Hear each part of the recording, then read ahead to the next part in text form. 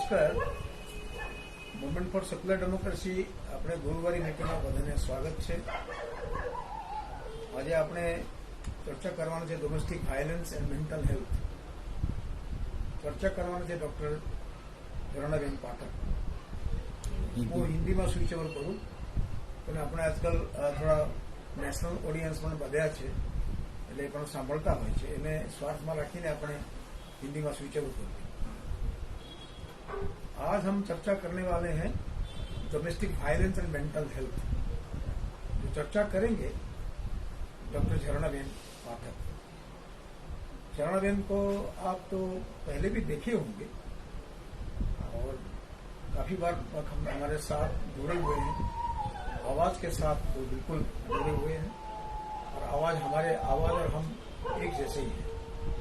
पहले से जब से एमएसडी शुरुआत हुआ इसके कॉलेज के हॉल से, तब से इलाबेन थे. झरणाबेन को देखते हैं तो इलाबेन खास याद आते ही है. इलाबेन हमारा आजू बाजू में ही है ऐसा लगता है. तो आज ये डोमेस्टिक वायलेंस बहुत बढ़ा हुआ है. अभी मॉडर्न सोसाइटी मॉडर्न हो रहा है और मॉडर्न होने के साथ साथ भी अजीब से जहां की वुमेन का डिग्निटी बढ़नी चाहिए उसकी जगह से वायलेंस भी बढ़ता भी और सुसाइड भी बढ़ता भी है. और मेंटल का हेल्थ का भी क्राइसिस भी हो चुका है. डिप्रेशन में जाना, सुसाइड में जाना, ये भी होते रहता है.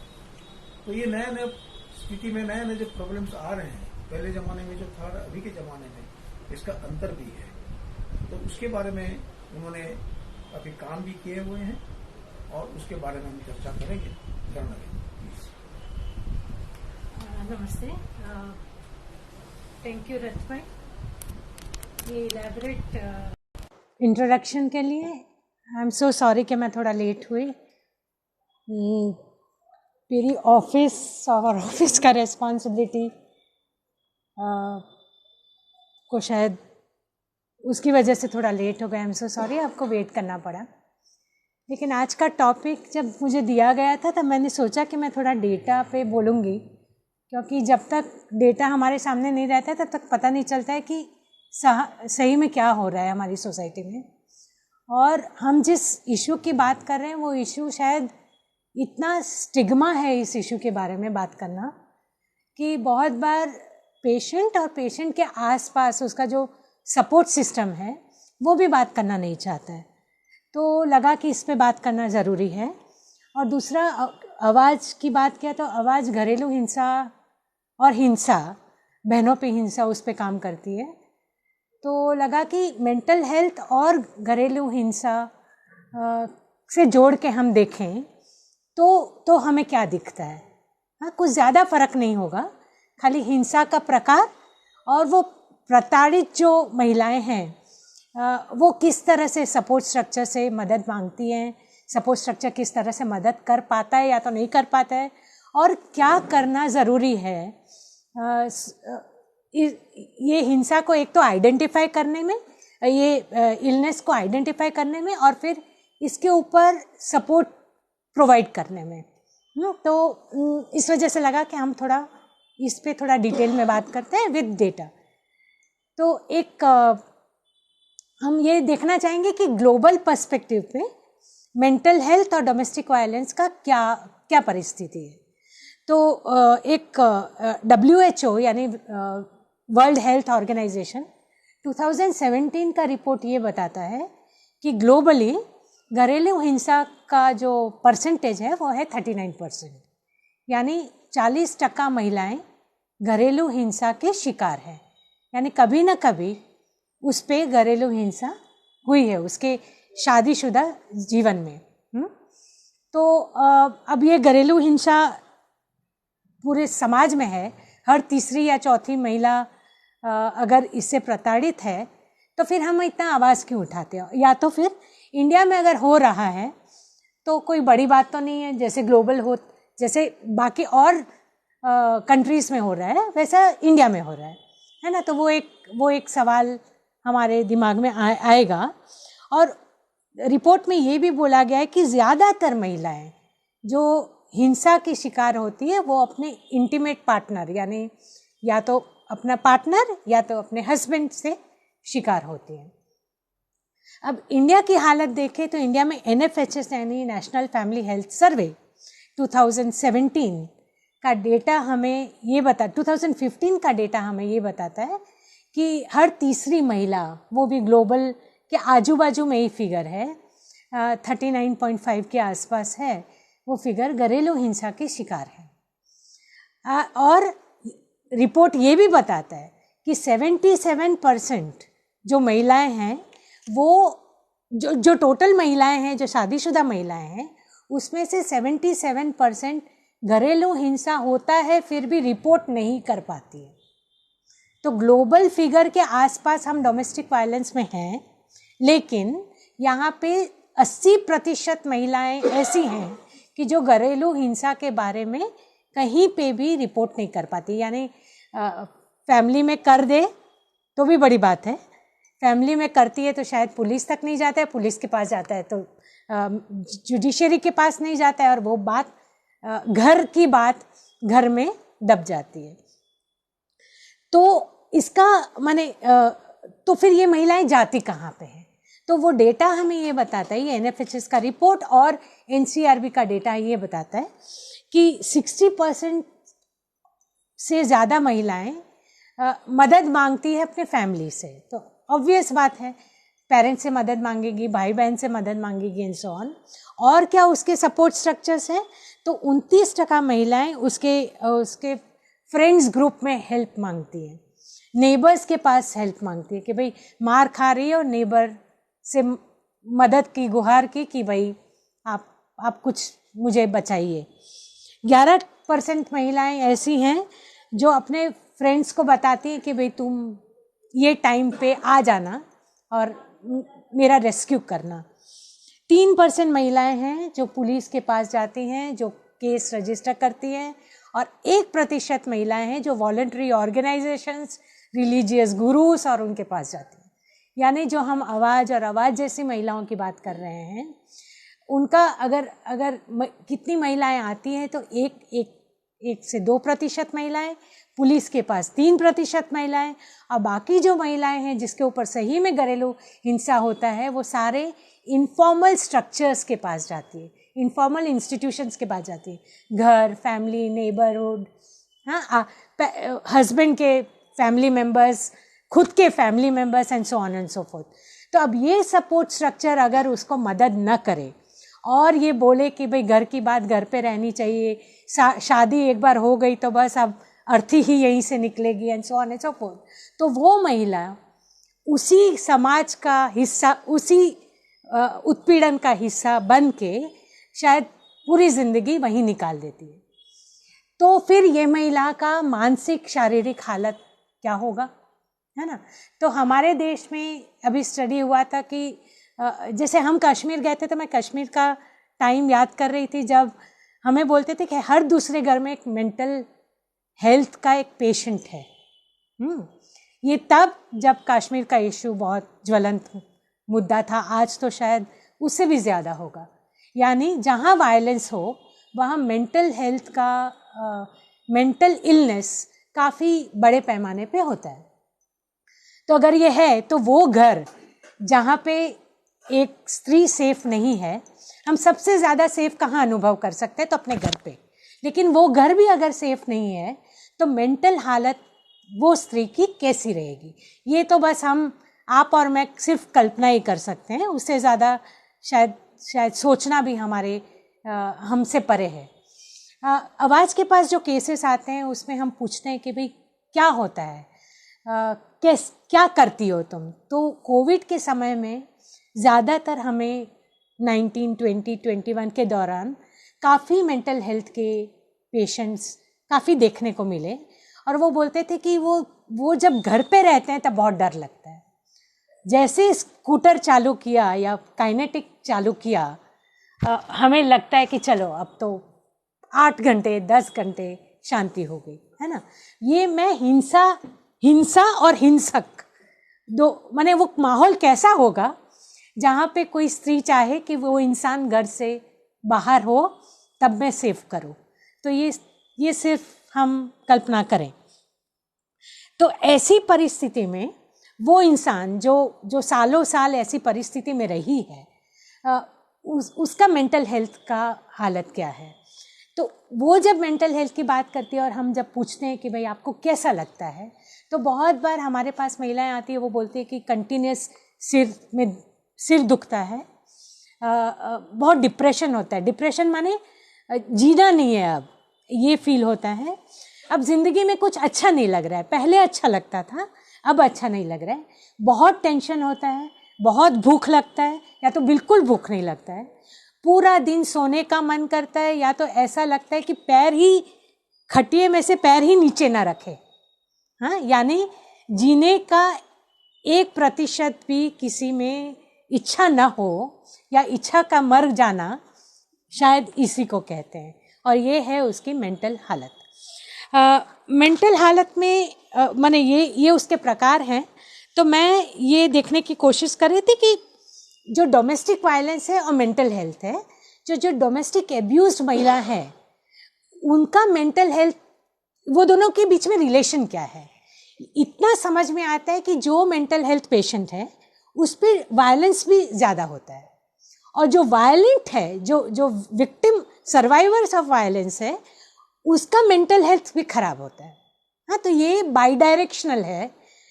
कौन किसको ज़्यादा असर करता है ये तो केस बाय केस ही पता चलता है।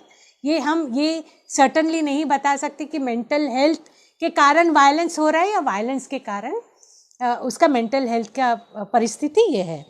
लेकिन हमें स्टडीज़ ने ये दिखाया है कि जहाँ वायलेंस है वहाँ पे पोस्ट ट्रॉमेटिक स्ट्रेस डिसऑर्डर, यानी जो बहुत ज़्यादा एंजाइटी, बहुत ज़्यादा स्ट्रेस होना, वो 7 गुना ज़्यादा होता है कंपेयर टू वो महिलाएं जो वायलेंस फेस नहीं करती है।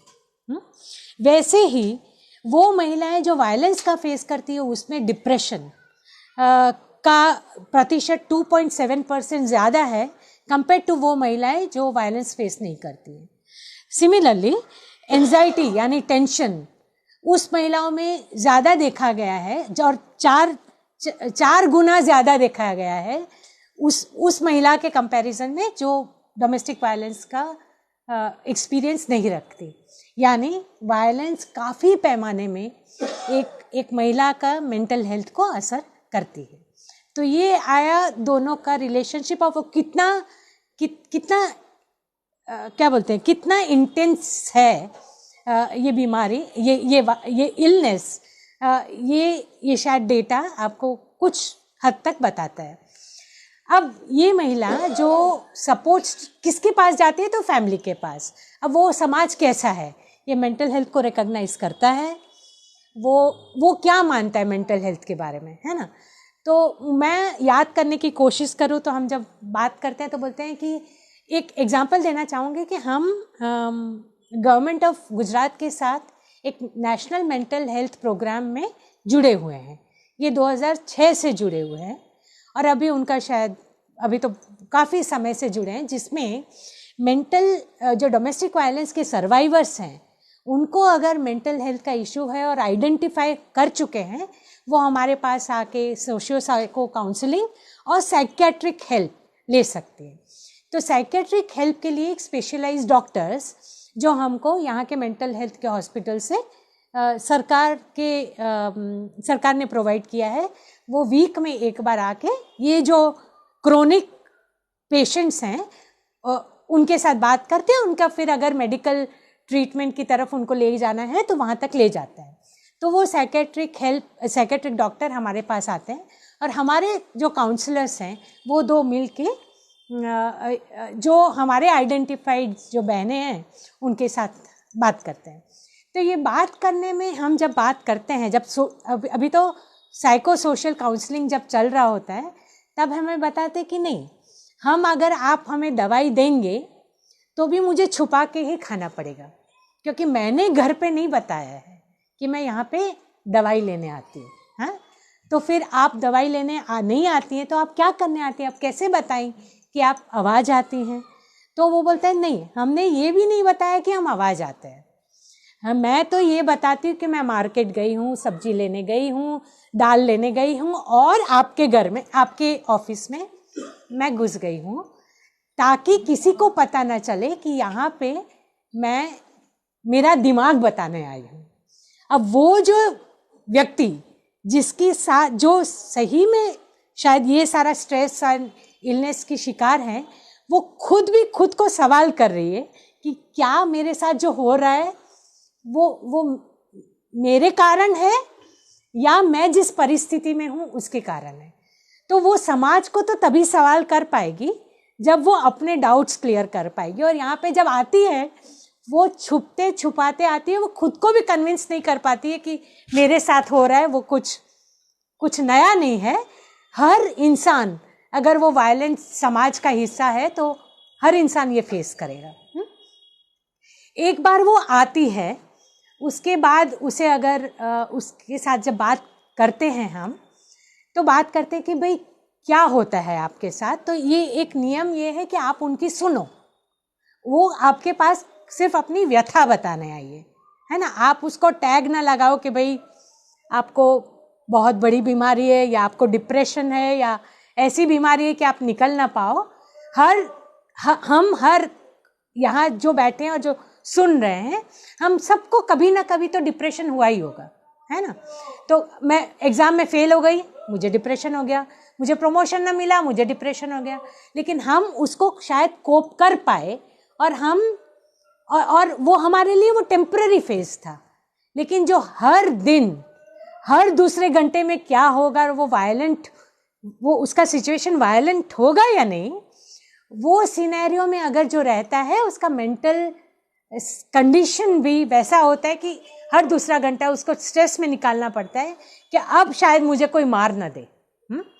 तो उस समाज में पहली बात तो ये है कि हमको सोसाइटी में एक जागरूकता लाने की ज़रूरत है कि मेंटल हेल्थ कोई ऐसी बीमारी नहीं है कि आप उसको अपने से अलग रखे, जेल में बंद रखे, रूम में बंद रखे या दवाई देके ठीक करे। दूसरी बात है कि जो अगर वो फॉर्मल स्ट्रक्चर को एक्सेस करती है, यानी वो वॉलंटरी ऑर्गेनाइजेशंस के पास आती हैं या पुलिस के पास जाती हैं या लॉयर्स के पास जाती हैं या हॉस्पिटल्स में डॉक्टर्स के पास जाती है, तो भी डॉक्टर्स कितना समझ पाते हैं वो डोमेस्टिक वायलेंस और साइकेट्रिक हेल्प, ये दोनों में एक बहुत गहरा तालमेल होना चाहिए। लेकिन बहुत बार साइकेट्रिस्ट भी ये समझ नहीं पाते कि ये सारा कारण उसका जड़ वायलेंस है। वो तो सिर्फ सिम्टम्स समझने की कोशिश करते हैं और दवाई या ट्रीटमेंट देते हैं, है ना।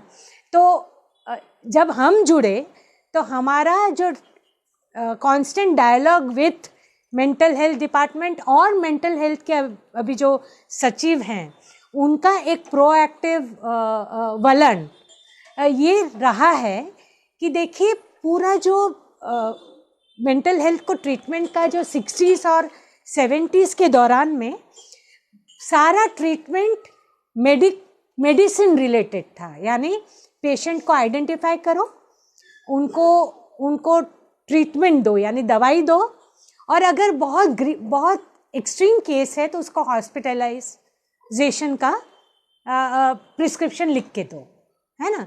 लेकिन वो जो सपोर्ट स्ट्रक्चर्स के बारे में, आपका समाज कैसा होना चाहिए, घर कैसा होना चाहिए, वो व्यक्ति को खुद की एजेंसी माने खुद का चॉइस, खुद का status in the house hold वो कैसा होना चाहिए, इसके बारे में कुछ ज़्यादा ना समाज में समझ था और ना ये जो इंस्टीट्यूशन में जो मेंटल हेल्थ प्रोवाइड करते थे वो इंस्टीट्यूशन में समझ था। तो ये शायद एक मेंटल हेल्थ का प्रोग्राम 1983 में आया, वो प्रोग्राम को लेके जो समझ बढ़ा उसमें थोड़ा बहुत वो इंस्टीट्यूशनल स्ट्रक्चर में इसके बारे में थोड़ा समझ बढ़ा।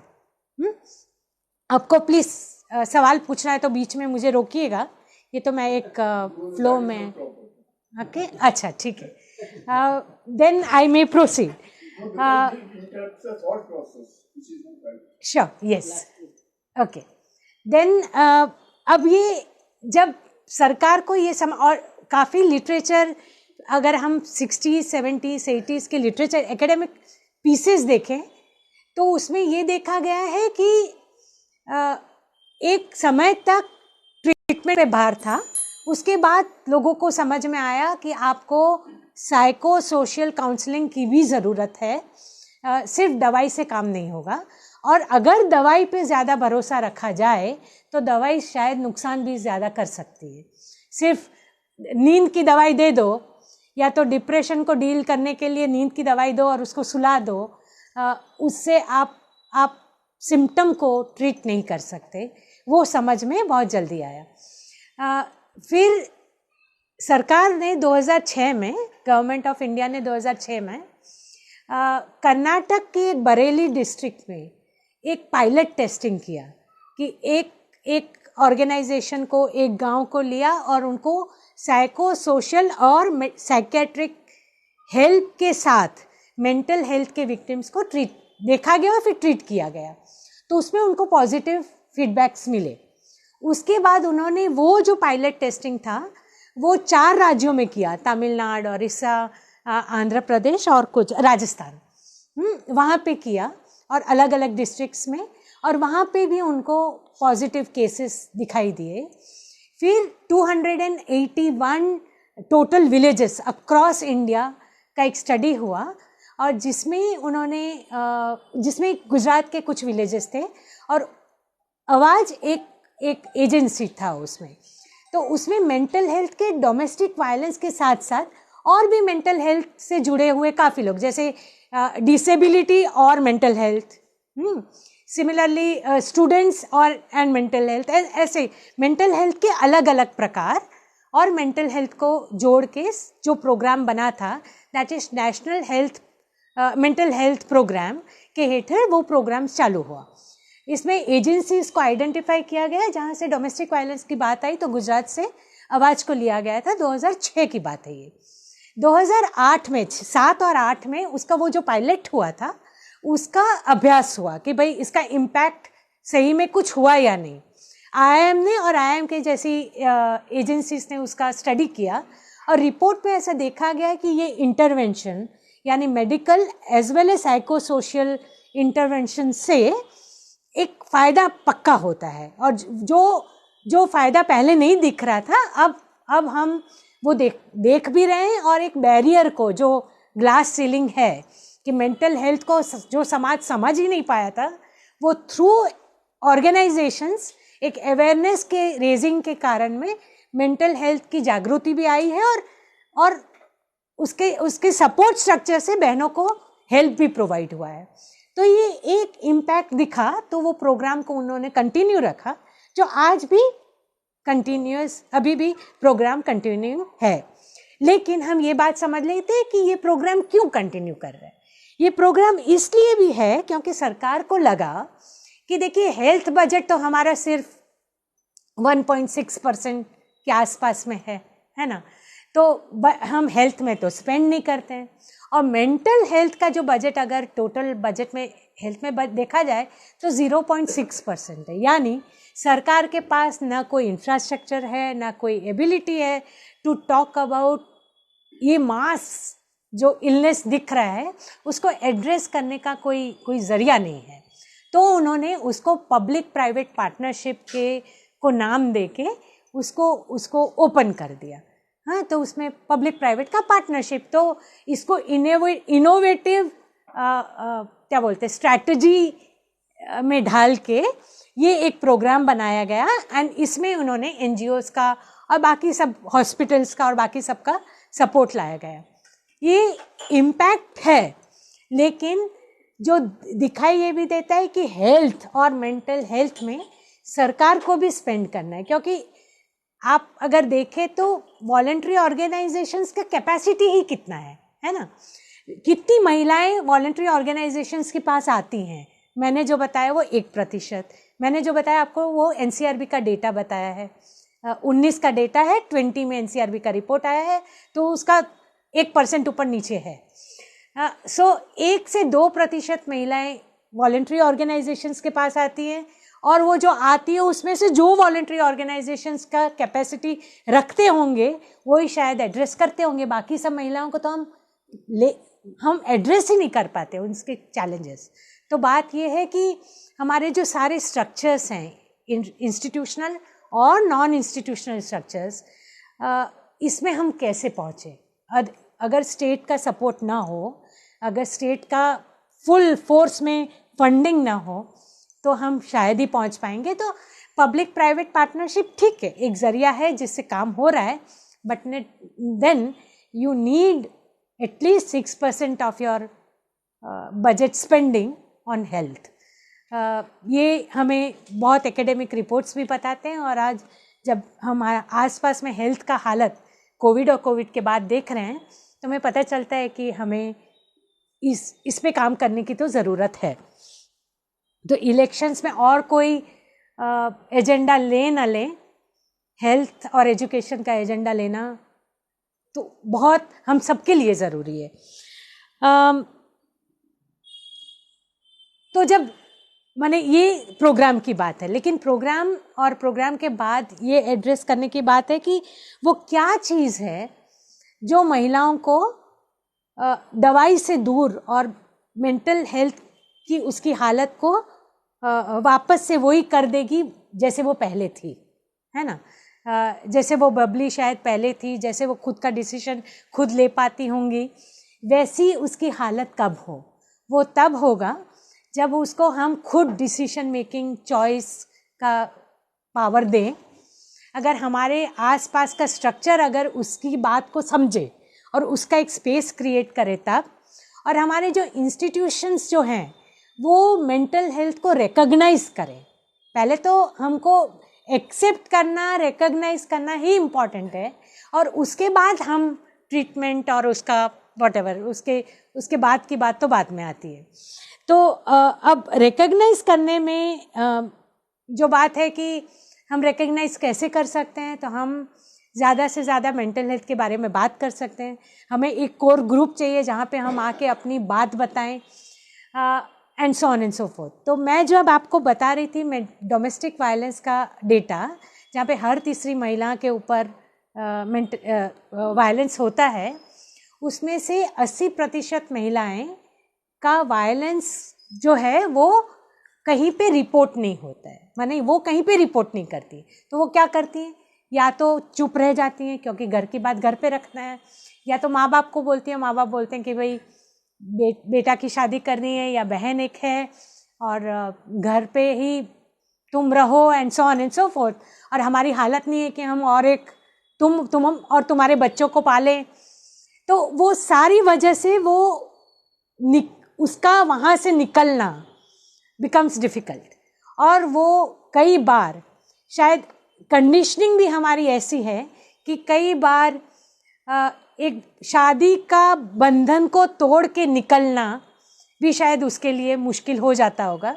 ये मैं इसलिए भी बोलती हूँ क्योंकि मिडिल क्लास और हाई इनकम ग्रुप जिसके लिए पैसा इज़ नॉट अ बैरियर, है ना, income is not a barrier.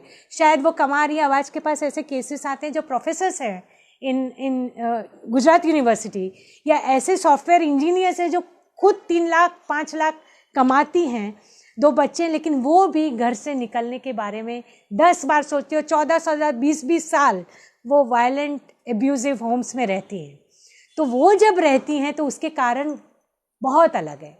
वो ये अलग है कि क्योंकि वो बचपन से एक तो आस पड़ोस में देखी नहीं है, और देखी तो यही देखी है कि भाई आपका लास्ट अर्थी तो वहीं से निकलनी है ना, और शादी का रिलेशन तो तोड़ ही कैसे सकते हो। तो वो जो टैबू है अटैच्ड, उस वजह से बहुत बार even middle and high income groups की महिलाएं का निकलना बिकम्स डिफ़िकल्ट। वो जो निकल नहीं पाती और जो रोज़ बरोज वो सफ़र करती हैं, उसमें उसकी हालत ऐसी होती है कि उसका परफॉर्मेंस घर पे उसका क्या बोलते हैं, उसको हर दिन नीचा दिखाना, और वर्क प्लेस पे उसका लैक ऑफ परफॉर्मेंस, वो दो का जुड़ने से उसका खुद का सेल्फ एस्टीम खुद के नज़रिए में भी बहुत नीचा हो जाता है ना। तो वो महिला जो IIT की इंजीनियर होगी, वो महिला भी 20 साल के एब्यूजिव माहौल में निकलने के बाद वो वैसा ही परफॉर्मेंस नहीं होगा जैसा वो उसका वो पहले देती होगी। तो ये उसका ये यानी बोलना ये चाहती हूँ कि आप ह्यूमन रिसोर्स को कितना डिग्रेड कर रहे हो if you are not addressing all this problems, है ना। तो it is so very important for you to address it. तो अगर ये है तो उसको, तो हमने एक छोटा सा स्टडी किया था जहाँ पे ये देखने की कोशिश किया था कि अगर आपको अगर निकलना है या तो आपको मेंटल हेल्थ, आपको कैसे लगेगा कि आप यू आर फीलिंग बेटर, हाँ। तो वो बोले कि अगर मेरे को जो मैं चाहती हूँ वो मुझे करने दिया जाए, या मुझे नौकरी करनी है तो नौकरी करने दिया जाए, या मुझे मेरे मुताबिक घर में कब आऊँ कब जाऊँ, या मेरे घर में कौन आए और कौन जाए ये दिया जाए तो भी सही रहेगा। माने आप देखिए इतना बेसिक शायद डिमांड्स शायद हर दूसरे इंसान की होगी, सिर्फ इतनी डिमांड्स के पैरामीटर्स उन्होंने लिस्ट किए। तो ये हमने क्वेश्चनर में पूछे कि आपके पैरामीटर्स क्या हैं। ज़्यादातर महिलाओं ने यही सारे पैरामीटर्स रखे। यानी एक महिला जो 20 साल से शादी करके वो घर पे गई है, उनका शायद कौन सी सब्जी लेना और कौन सी सब्जी को बनाना, उससे ज़्यादा का डिसीजन मेकिंग उसके पास पावर ही नहीं है। पीहर कब जाना है, भाई के शादी में जाना है या नहीं, वो भी पावर उसके पास नहीं है। वैसी महिला का माने खुद पे विश्वास तो कैसे रहेगा, है ना।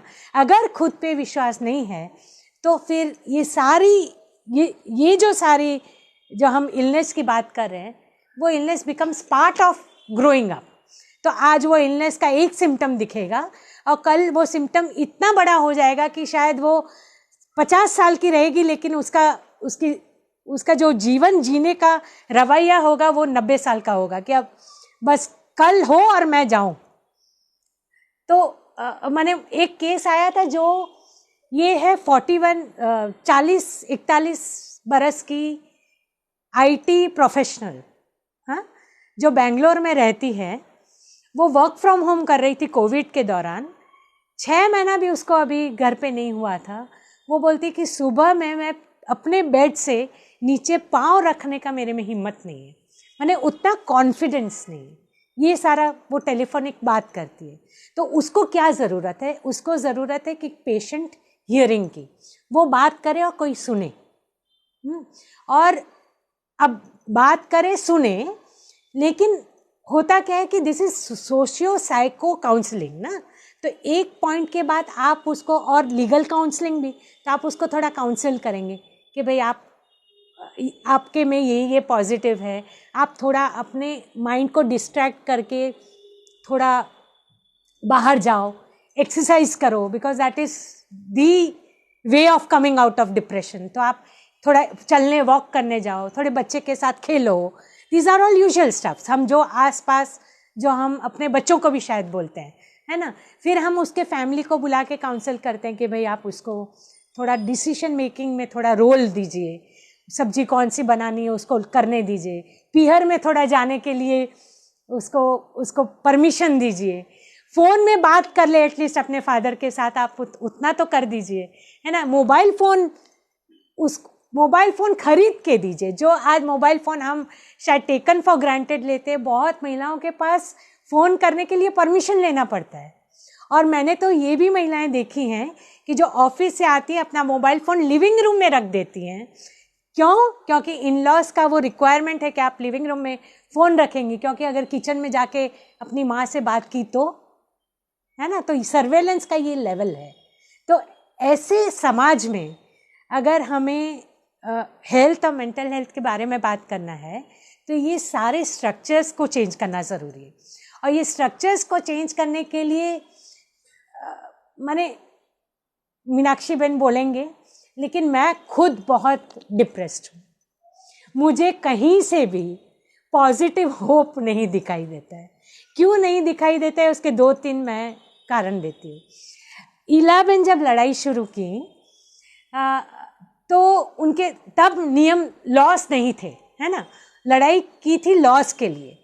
उनके जैसी सारी फेमिनिस्ट डोमेस्टिक वायलेंस के लिए लड़ी, sexual harassment at work place के लिए लड़ी, 498 ए के लड़ी, and so on and so fourth. हम अब लड़ रहे हैं कि शायद गुड टच बैड टच बच्चों को सिखाया जाए। हम लड़ रहे हैं मेंस्ट्रुएशन के वक्त आप अनटचेबिलिटी की बात ना करें, मंदिर जाने का हक मिले, and so on and so fourth. हमारी लड़ाई अब वो है, ये हम मान रहे हैं। लेकिन क्योंकि नियम बन गए 498 ए के, डोमेस्टिक वायलेंस के, and so on and so fourth, अब नियम बन गए, लेकिन नियम बना को इम्प्लीमेंट करने वाले का दिमाग चेंज नहीं हुआ है। आज भी हमें 9-9, 10-10 घंटे पुलिस स्टेशन में एक केस को लेके बैठना पड़ता है ना। तो अगर आज वो परिस्थिति है, जैसे एक केस मैं मीनाक्षी बहन के साथ शेयर कर रही थी उस दिन जब पैलेस्टाइन का प्रोटेस्ट था, तब कि एक लिव इन पार्टनर जो अब लिव इन में नहीं रहती है ना, they have separated, they have moved on, लेकिन वो सामने वाला बंदा जो लिव इन में पहले इस इंसान के साथ रहता था, वो वापस इसको स्टॉक कर रहा है और किसी का फ़ोन लेके इसको थ्रेट कर रहा है, so on and so fourth. और उसका केस रजिस्टर करने गई, एंड तब पता चला कि वो इंसान कांस्टेबल है, ठीक है, और कांस्टेबल लेकिन अभी ड्यूटी में नहीं है क्योंकि एंटी करप्शन के कोई केस में वो फंसा हुआ है, तो अभी उसको ड्यूटी से अभी तो फिलहाल निकाला गया है, हाँ, बर्खास्त किया गया है। अब ऐसे केस में भी पुलिस चौकी में माने सब इंस्पेक्टर, हाँ, पुलिस चौकी में केस दर्ज करने के लिए कोई तैयार नहीं। वो लड़की रो रही है, चिल्ला रही है, उसके साथ आए हुए हैं, उसका नहीं सुनाई दे रहा है, लेकिन सामने वाले के जो रिप्रेजेंटेटिव्स है उसके साथ जो प्रेशर ग्रुप आया है उसको बोलने का तक मिल रहा है। ये है आज का परिस्थिति। हम गए तो हमको बोला गया कि आप क्यों बोल रहे हैं, आप चुप रहिए, तो हमें थोड़ा, और हम वकील को लेके गए थे तो वो थोड़ा बोली तो एटलीस्ट हमको बैठने के लिए बोला गया। उसके बाद हमें बोला गया कि नहीं, हम ये केस ले नहीं सकते, ये नडियाद में हुआ है तो आप नडियाद जाके करेंगे, 0 FIR, ऑनलाइन FIR, ये सब कहाँ पे है समझ में नहीं आया। फिर बोले कुछ नहीं, घाटलोड़िया पुलिस स्टेशन जाइए। पुलिस स्टेशन में रिपोर्ट हुआ। पुलिस स्टेशन में नवरात्रि का माहौल था, नवरात्रि का सारे लोगों को बुलाया गया था कि whatever rules, dos and don'ts बताने के लिए सारे क्या बोलते हैं अपार्टमेंट्स के लीडर्स, सेक्रेटरीज को बुलाया गया था कि क्या करना चाहिए क्या नहीं, और हमें बैठाया गया था 9:30 बजे। थक हार के जब हम पुलिस के सामने बैठे तो बोले आप लोग सब इतना गुस्से में क्यों दिख रहे हैं। अब गुस्सा और क्या बोलते हैं थकावट दोनों का मिश्रण था, है ना।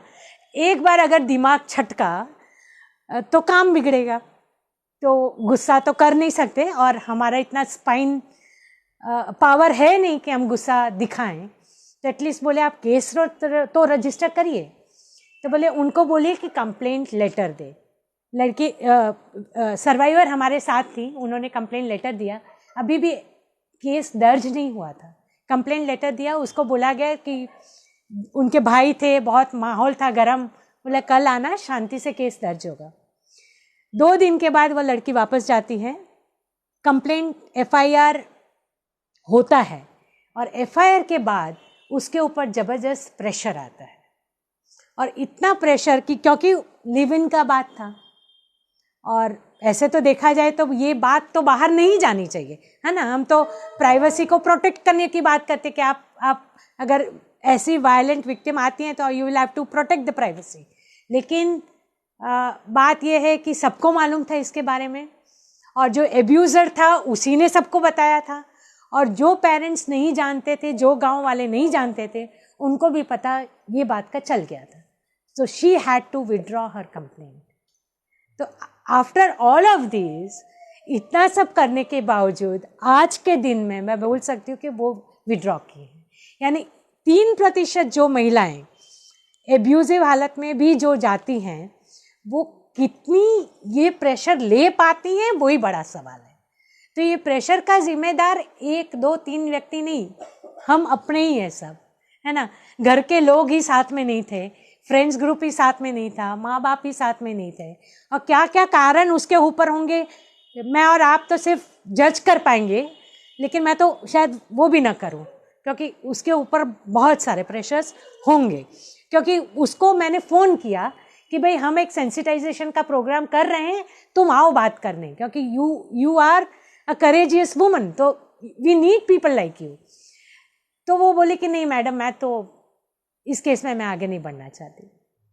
तो इससे फ्रस्ट्रेटिंग और क्या होगा। दैट इज़ वन केस, इसके जैसा बहुत सारे केस। लेकिन बोलने की बात यह है कि जब तक हम सब किसी सर्वाइवर को साथ न दे, तब तक ये वायलेंस ऐसा ही चलता रहेगा। ये वायलेंस का क्या बोलते हैं, सिम्टम्स, उसके मेथड्स चेंज हो सकते हैं। वो डोमेस्टिक वायलेंस हो, एट वर्क प्लेस हैरेसमेंट हो, या बच्चों का एब्यूज़ हो, या स्ट्रिप चेकिंग हो। वायलेंस के प्रकार बदलेंगे, लेकिन उसके साथ अगर खड़ा कोई न हो तो फिर उसका क्या होगा। फिर मीनाक्षी बहन बोलेंगे એટલે તો તમારી જરૂર છે। યસ, હું માનું કે એટલે જ જરૂર છે, અને એટલે જ કદાચ, and that's the reason why I'm still in आवाज, कि मेरे को समझ में नहीं आ रहा है कि निकलना है या घुसना है। 100% सोसाइटी में जितना पैट्रियार्की बढ़ेगा, जिसका मैस्कुलिनिटी बढ़ेगा, जितना हम राम को जब राम धनुष और बाण से पहचाने जाएंगे, तब तक वायलेंस होता रहेगा। राम, सीता और लक्ष्मण और हनुमान जब तक दिखेंगे, एटलीस्ट सियाराम जब तक दिखेंगे, तब की सोसाइटी सेफ है। इतना तो समझ में अब तो आने लगा है। तो फिर क्या, किसकी ज़रूरत है? ज़रूरत है स्टिग्मा को दूर करने की, कि मेंटल हेल्थ के बारे में कोई भी बोले तो हम इसका माने उसको पागलपन का लेबल ना लगाएं, दिमाग का प्रॉब्लम है ये ना लगाएं, वो कितना वीक है ये ना बोले, क्योंकि बहुत स्ट्रांग इंसान सुसाइड करने वाले केसेस हैं। तो वो कभी, ये मेरी बेटी बहुत क्या बोलते हैं, बहुत एक्सट्रोवर्ट है, बहुत हंसती है, खेलती है, सब कुछ बात करती है। ऐसी बेटियां भी सुसाइड करती हैं। उसके दिमाग में क्या चल रहा है और कब तक चलेगा, ये मैं और आप उसके साथ अगर रहें तब भी शायद ना पहचान पाएँ। तो इट्स सो वेरी डिफ़िकल्ट कि दिमाग कैसे काम करता है ना। तो उसको थप्पा न लगा दें एक पागलपन का, एक बीमारी का, और ये ट्राई करें कि हम उसको सपोर्ट करें, वो कोई भी हो। फिर अगर ऐसा है तो हम उसको रिकॉग्नाइज कैसे करेंगे वायलेंस को। तो जो इंसान को अगर जीने की इच्छा ना हो, कुछ खुद को प्यार जो इंसान न करता हो, वैसे इंसान को शायद हमें आइडेंटिफाई करना चाहिए आसपास में। जो इंसान को खुद से प्यार ना हो, खुद का भला बुरा जी, कल के होप को देख के आज को जीना, अगर वो इंसान अगर भूल गया है तो कहीं ना कहीं वो डिप्रेशन में है। उस पे जीने का वो एक कीड़ा जो है, जो हम सबको जिंदा रखता है, वो शायद मरने की तैयारी है। तो हमें वो चीज़ को अब जलाना है। That's the way to understand mental illness. शायद मैंने बहुत बोला है, लेकिन क्या करना चाहिए? तो करना ये चाहिए कि काउंसलिंग के अलावा दवाई और साइकेट्रिक हेल्प एक्सट्रीम केसेस में काम आता है ना। कि जब एक्सट्रीम हो जाए, सुसाइडल टेंडेंसीज हो जाए, तब साइकेट्रिक हेल्प का काम है। लेकिन जो हम आप कर सकते हैं वो है उसको वार्मथ देना, उसको सपोर्ट प्रोवाइड करना, उसको ये बताना कि कुछ भी हो जाए मैं तेरे साथ हूँ। सिर्फ उतना चाहिए, उससे ज़्यादा आगे शायद उसको कुछ और ज़रूरत नहीं है। और कुछ भी हो जाए तो मेरे पास आना, I am there to provide that support structure. अगर उतना भी मिल जाए तो I think we will be in a better place. आज लग रहा है कि society it's a moribund society, मरा हुआ समाज। लेकिन उसको अगर वापस से वो अग्नि ज्वलित करनी है तो वापस से हम आपको बात करनी पड़ेगी आसपास में एटलीस्ट, है ना। तो ये होप के साथ शायद मैं अभी स्टॉप करती हूँ और आपको हम डिस्कशन कर सकते हैं इसके बारे में। Thank you. Thank you.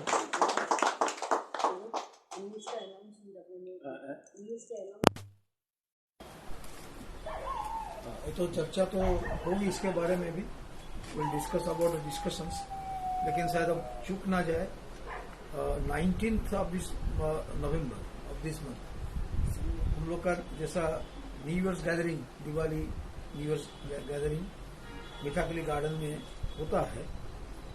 कितने बजे करें? 4 बजे एट 4 PM, राइट। आप सब लोग आइए, दूसरों की भी बोलिए, मित्रों को लेके भी आइए। 19 मतलब उस दिन रविवार है 4 बजे, और डिस्कशन हमारा कंटिन्यू करेगा। और MSD खुलेगी, आज लास्ट दिवाली से पहले लास्ट डिस्कशन है, और दिवाली के बाद जो डिस्कशन होगा वो 23 को, 23 प्लीज। 19 तो आपको आना ही है। हाँ, ये सबको चिट्ठी दिया गया है, मैसेज किया गया है, पोस्ट कार्ड भी भेजा गया है, शायद पेपर में भी आएगा। और 23 का तो हमारा जो जिसका नॉर्मल होता है, गुरुवार का तो होता है, हो गए। प्लीज डिस्कस कीजिए। जी सर।